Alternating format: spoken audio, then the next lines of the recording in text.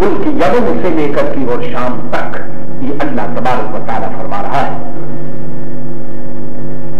پھر کیا ہوا سنیے، فقالوا ربنا باعد بین اسفارنا وظلموا انفسهم فجعلناهم احاديث ومزقناهم كل ممزق ان في ذلك لآيات لكل صبار شكور۔ خوب یاد رکھیے کہ جب اللہ تعالیٰ کسی کو نعمت دیتا ہے تو اللہ سے ہمیشہ دعا کیا کرو کہ اللہ تعالیٰ نعمت دے تو قدر کرنے کی توفیق دے۔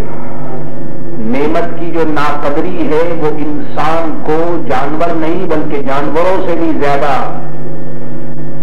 لو اسٹیج کے اوپر انسان کو پہنچا دیتی ہے۔ یہ سبا والے جو تھے، سبا جو شہر تھا وہاں کے جو رہنے والے تھے، قبیلہ جو خاندان تھا سبا والوں کا، تو اب آپ سمجھ رہے ہیں کہ جب ان کے پاس فروٹ کے گارڈن ہوں گے اور بڑے اچھے فاؤنٹن اور چشمہ اور پانی، تو اب ان کے پاس دولت تو ہو نہیں ہے، خوب دولت تھی، راستے میں چلنے پھرنے کی بھی آسانی، بزنس میں بھی کوئی خطرہ نہیں، کسی قسم کا کوئی ڈاؤٹ نہیں، کوئی نقصان نہیں۔ تو پھر اب کیا ہوا؟ اب یہ ہوا کہ وہ تو بڑے بڑے لینڈ لارڈ قسم کے لوگ تھے اور بڑے بڑے یہ جو فارمر اور یہ ایسے لوگ تھے سبا میں رہنے والے، انہوں نے یہ سمجھا کہ یہاں سے لے کر کے اور یمن تک اور ملک شام تک یہ جو بیچ میں تھوڑے تھوڑے دور پر شہر بنے ہوئے ہیں، تو اس سے غریبوں کو فقیروں کو بھی فائدہ پہنچتا ہے۔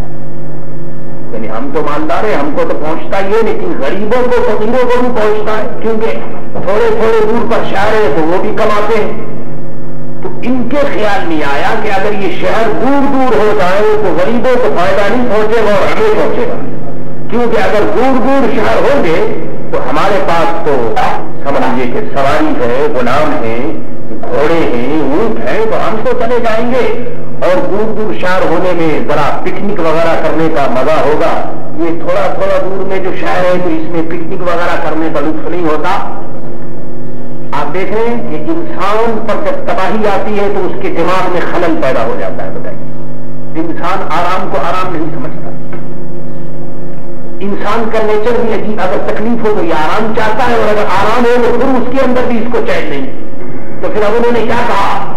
انہوں نے کہا کہ اے ہمارے رب، ہمارے سفر میں دوری ڈال دے، باعد بین اسفارنا، اے اللہ یہ جو سفر تھوڑا تھوڑا ہوتا ہے یہ تھوڑا نہیں ہونا چاہیے، یہ اور زیادہ لمبا ہو جائے۔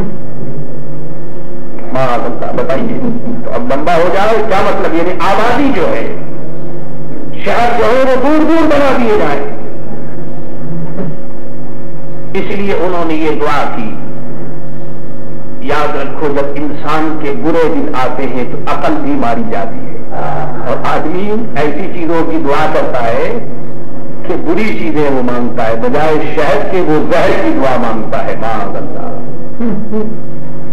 اسی لیے میرے دوستوں، مشہور ہے کہ دعا آدمی کو وہی مانگنی چاہیے جو حدیثوں کے اندر آئی ہے۔ بری چیز بھی آدمی کبھی کبھی مانگ لیتا ہے۔ تو انہوں نے کہا کہ اے اللہ یہ شہر کو ذرا دور دور کر دے۔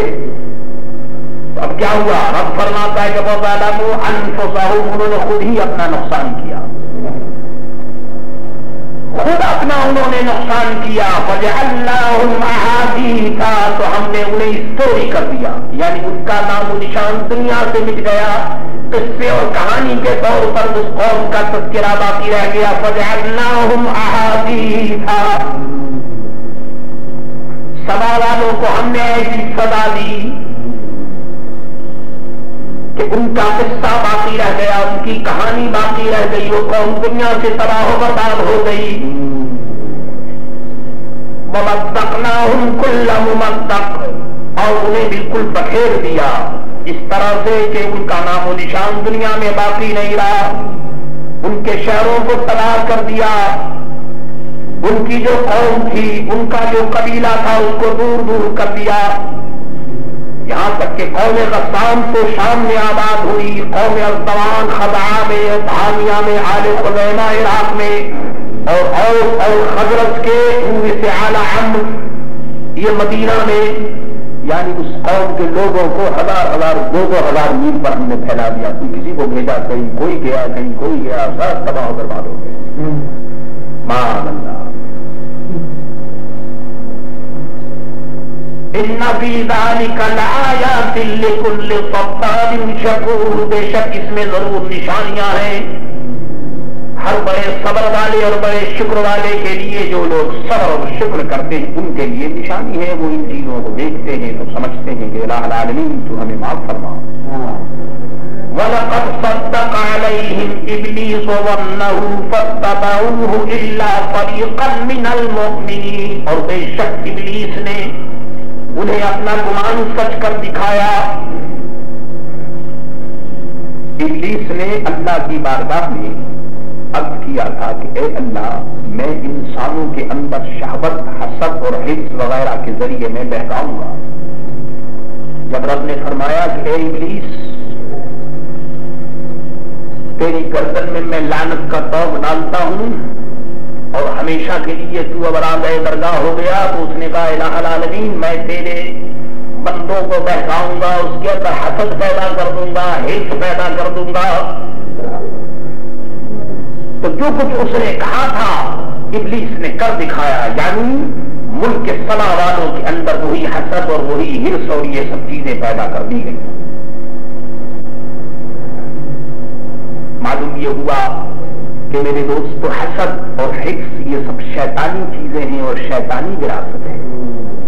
صبر کرنا، اپنے آپ کو چھوٹا سمجھنا، اپنے آپ کو بڑا نہ سمجھنا، اور ہمیشہ اللہ کی بارگاہ میں توبہ و استغفار کرنا، یہ سب چیزیں مومن کی علامتیں ہیں.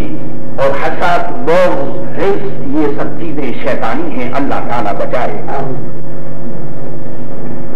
فَاتَّبَعُوهُ إِلَّا فَرِيقًا مِّنَ الْمُؤْمِنِينَ، تو سب کے سب ابلیس کے پیچھے ہو گئے، مگر ایک گروپ جو مسلمان تھا وہ باقی رہ گیا. اللہ اکبر. یعنی جو مومن اور مخلص تھے وہ تو باقی رہ گئے، اور باقی شیطان کے پنجے میں سب کے سب آ گئے. وَمَا كَانَ لَهُ عَلَيْهِمْ مِنْ سُلْطَانٍ إِلَّا لِنَعْلَمَ مَنْ يُؤْمِنُ بِالْآخِرَةِ مِمَّنْ هُوَ فِي شَكٍّ وَرَبُّكَ عَلَى كُلِّ شَيْءٍ حَفِيظٌ. اور شیطان کا ان پر کچھ قابو نہ تھا مگر اس لیے کہ ہم دکھا دیں کہ کون آخرت پر ایمان لاتا ہے اور کون اس سے شک میں ہے. شیطان تو کچھ نہیں کر سکتا، لیکن بات یہ ہے کہ جب آدمی خود برا ہوتا ہے تو پھر شیطان کو اس کے اوپر قابو مل جاتا ہے. ورنہ جو لوگ اللہ تعالیٰ اور اس کے رسول صلی اللہ علیہ وسلم پر یقین رکھتے ہیں تو شیطان تو کوئی ایسا چیز نہیں ہے.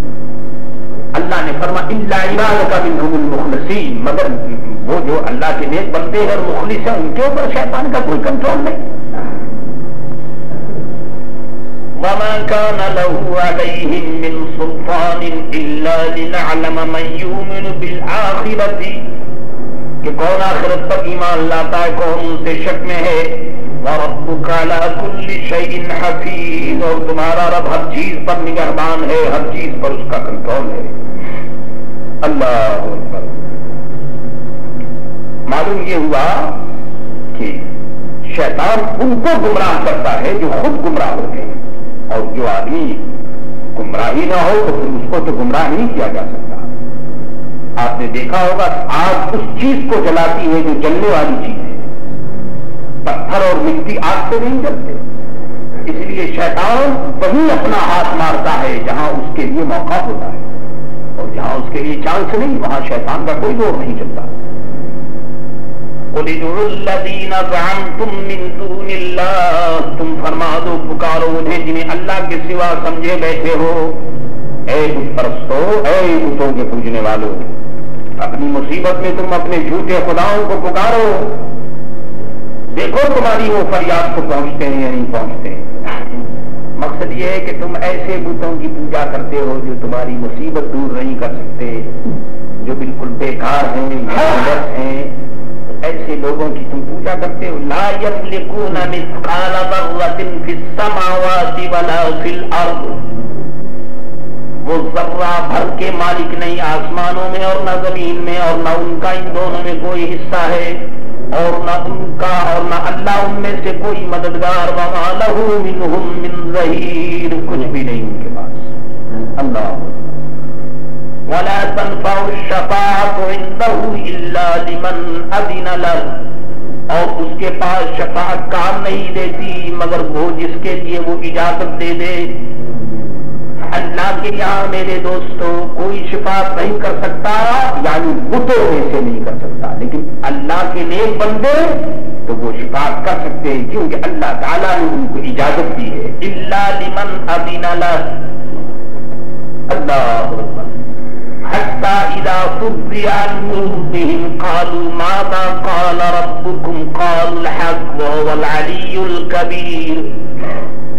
یہاں تک کہ جب اذن دے کر ان کے دلوں کی گھبراہٹ دور فرما دی جاتی ہے، ایک دوسرے سے کہتے ہیں تمہارے رب نے کیا ہی بات فرمائی، وہ کہتے ہیں جو فرمایا حق فرمایا، وہی ہے بلند بڑائی والا. قیامت میں پہلے سب سے پہلے تو مومن کو گھبراہٹ ہوگی، جو شفاعت کرنے والے ہیں انہیں بھی گھبراہٹ ہوگی، اور جن کی شفاعت قبول کی جائے گی ان کو بھی گھبراہٹ ہوگی. مگر جب اللہ کے نیک بندوں کو شفاعت کی اجازت مل جائے گی تو ان کے دل کی گھبراہٹ دور ہو جائے گی. لیکن یاد رکھو کہ بعض اللہ کے جو خاص نیک بندے ان کے دل میں گھبراہٹ نہیں ہوگی. سبحان اللہ.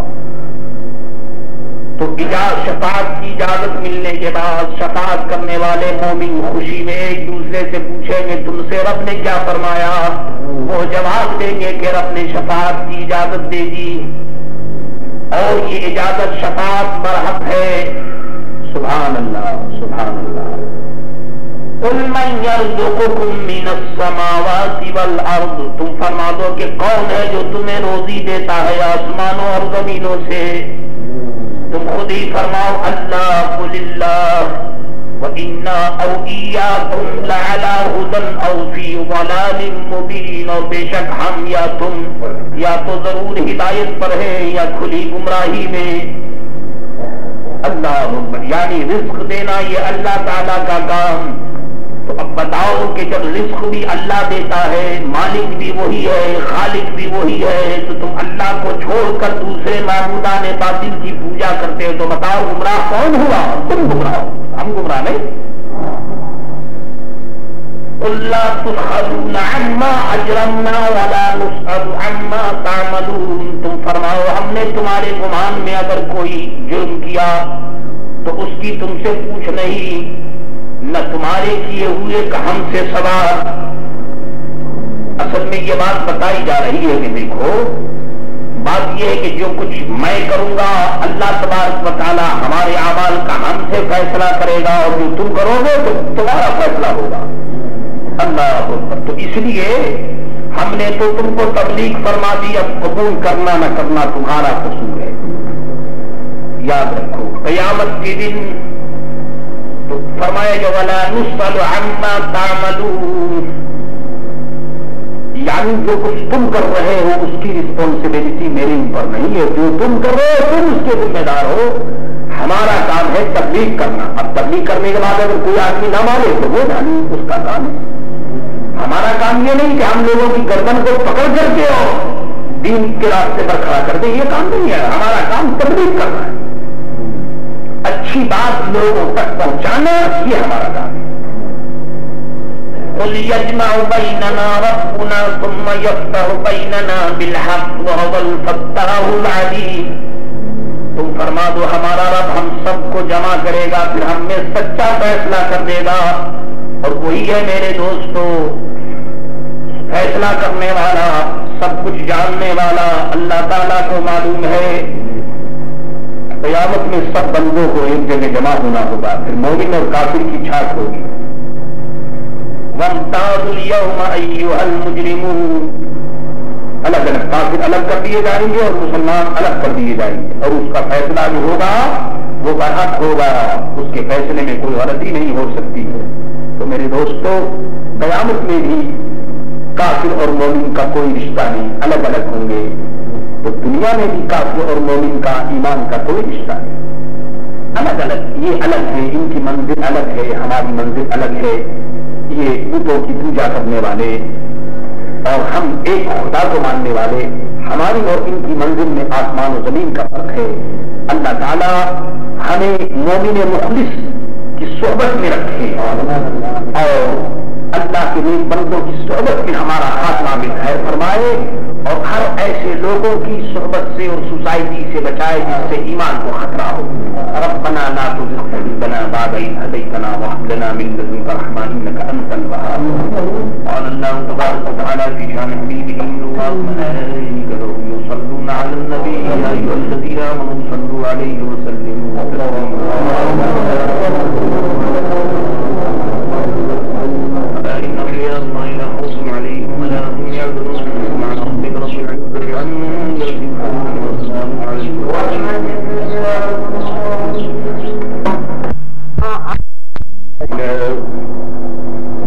الحمد لله حمدا كثيرا طيبا مباركا فيه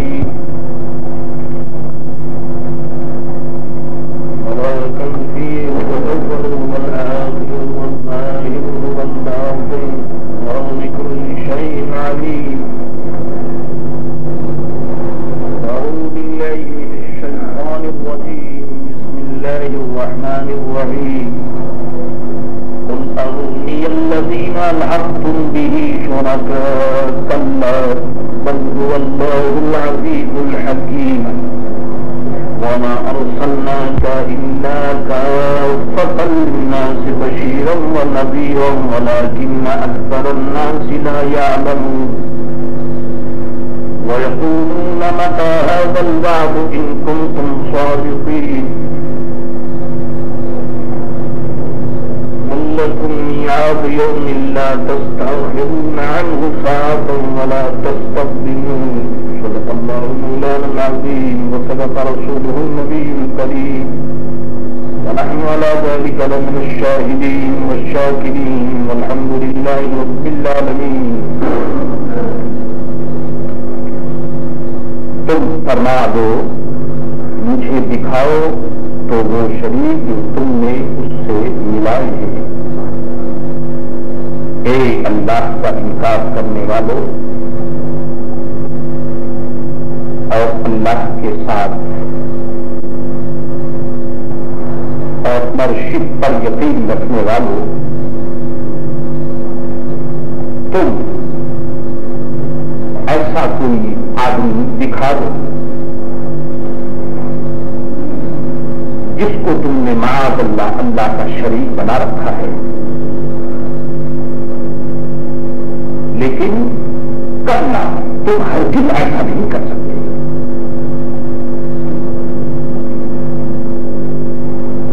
یعنی بتایا یہ جا رہا ہے کہ تم نے ان پتھر کے بنے ہوئے بتوں کو اپنا خدا بنا رکھا ہے، اس میں کوئی بات ایسی ہے خدائی کی،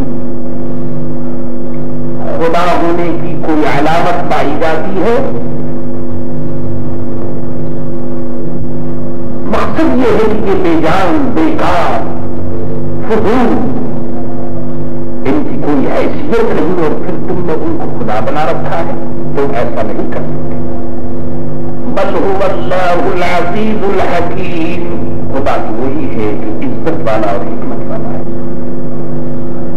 وما ارسلناک الا، اے محبوب ہم نے تم کو نہ بھیجا مگر کافۃ للناس بشیرا ونذیرا،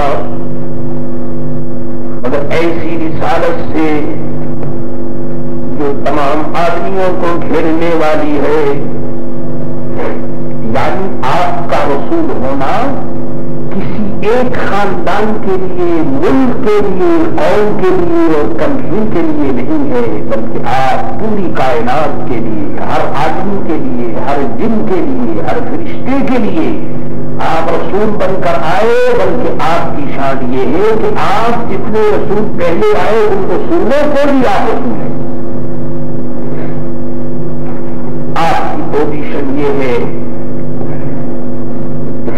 کہ بشیرم و نذیرا، آپ جنت کی خوشخبری سناتے ہیں، جہنم سے ڈرانے والے، ولکن اکثر الناس لا یعلمون، لیکن بہت سے لوگ نہیں جانتے۔ اللہ تعالیٰ نے تو آپ کو سب کچھ عطا فرما دیا، لیکن وہ اپنی جہالت سے یا تو آپ کی نبوت کے منکر ہیں اور انکار کرتے ہیں۔ تو جب حضور صلی اللہ تعالی علیہ وسلم کی رسالت جو ہے وہ کافۃ للناس ہے، تمام آدمیوں کے لیے کافی ہے، تو اب حضور صلی اللہ تعالی علیہ وسلم کے بعد کسی نئے نبی کی ضرورت باقی نہیں رہی۔ یہ حضور صلی اللہ تعالی علیہ وسلم کے بعد یہ عقیدہ رکھے کہ کوئی نبی آ سکتا ہے یا آ گیا، تو اس کا مطلب یہ ہے کہ وہ اس آیت کو نہیں مانتا، کیونکہ جب حضور رحمت للعالمین ہے اور کافۃ للناس ہے، تو پھر اب حضور صلی اللہ تعالی علیہ وسلم کے بعد کسی نبی کے آنے کی ضرورت باقی نہیں رہی۔ وَيَقُولُونَ مَتَىٰ هَٰذَا الْوَعْدُ إِن كُنتُمْ صَادِقِينَ، اور کہتے ہیں یہ وعدہ کب آئے گا اگر تم سچے ہو۔ عجیب بات ہے، یعنی وہ خواہ مسلمانوں کو اس قسم کی بات کرتے تھے اور حضور صلی اللہ تعالی علیہ وسلم سے معاذ اللہ مذاق کرتے تھے، وہ لوگ کہتے تھے کہ قیامت کب آئے گی؟ آپ جو بار بار ہمیں قیامت کا نام لے کر ڈراتے ہیں، قیامت کب آئے گی؟ جب انسان بے دین ہوتا ہے کہ اس کے دل پر مہر لگا دی جاتی ہے، اسٹیمپ لگا دی جاتی ہے، آنکھوں میں پردہ ڈال دیا جاتا ہے، زبان اس کی لمبی ہو جاتی ہے، پھر وہ جو چاہتا ہے بکواس کرتا ہے۔ حضور صلی اللہ تعالی علیہ وسلم کی ذات گرامی کے سامنے اور کافروں کی یہ باتیں قیامت کب آئے گی؟ آپ قیامت کی بات فرماتے، قیامت کب آئے گی؟ وَيَقُولُونَ مَتَىٰ هَٰذَا الْوَعْدُ، اور کہتے ہیں کہ یہ وعدہ کب آئے گا اگر تم سچے ہو۔ حالانکہ میرے دوستو، کیونکہ وہ ایک بکواس کرتے تھے اس لیے اس کا جواب نہیں دیا گیا، کیونکہ بکواس کرنے والے کا جواب آپ کبھی نہیں دے سکتے۔ ایک آدمی گالی دے گا تو آپ اس کا کیا جواب دیں گے؟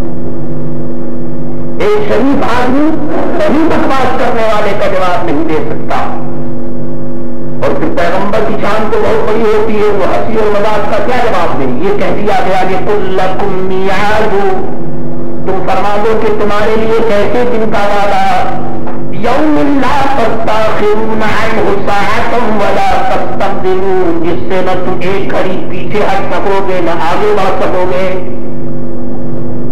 یعنی تم جس دن کے متعلق وعدہ کر رہے ہو تو اس کے متعلق یہ سمجھ لو کہ اگر وہ آئے گا تو ایسا آئے گا کہ